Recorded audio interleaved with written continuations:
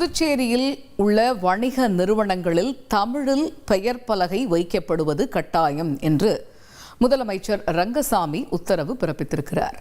இது பற்றிய கூடுதல் தகவல்களை எமது செய்தியாளர் எழில் விவரிக்க கேட்போம்.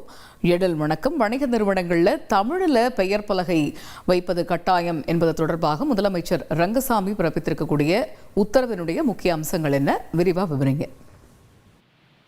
புதுச்சேரி சட்டப்பேரவையின் பட்ஜெட் கூட்டத்தொடர் கடந்த 10ஆம் தேதி முதல் தொடங்கி நடைபெற்று வருகிறது. 6வது நாளான இன்று பட்ஜெட் கூட்டத்தொடரானது நடைபெற்று வருகிறது.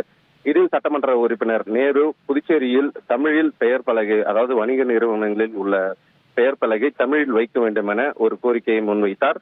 இதற்கு பதிலளிக்கும் வகையில் முதலமைச்சர் ரங்கசாமி புதுச்சேரியில் உள்ள அனைத்து வணிக நிறுவனங்களும் உள்ள கடைகளின் பெயர் பலகை கட்டாயமாக தமிழில் வைக்க வேண்டும் எனவும், இதேபோல் அரசு சார்பில் அளிக்கப்படும் அழைப்பிதழ்களும் தமிழில் கட்டாயமாக இடம்பெற வேண்டும் என அறிவித்துள்ளார்.